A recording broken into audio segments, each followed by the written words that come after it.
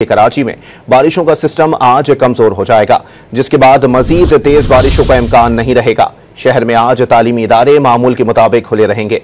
Chief metrologist Karachi ने कहा है कि हफ्ते को शहर का मतला मुकम्मल अबरालूद, जबकि इतवार और पीर को जुज़वी अबरालूद रह सकता है। मानसून सिस्टम के असरात के सबब अगले चंद रोज तक शहर का मौसम कदरे मोतदल रहने की तवक्को है।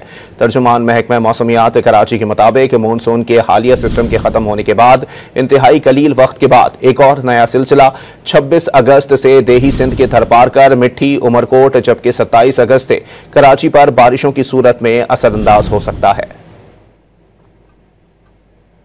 कराची में बारिशों का सिस्टम आज कमजोर हो जाएगा, जिसके बाद मजीद तेज बारिशों का इम्कान नहीं रहेगा। शहर में आज तालीमी इदारे मामूल के मुताबिक खुले रहेंगे। चीफ मेट्रोलॉजिस्ट कराची ने कहा है कि हफ्ते को शहर का मतला मुकम्मल अबरालूद, जबकि इतवार और पीर को जुज़वी अबरालूद रह सकता है।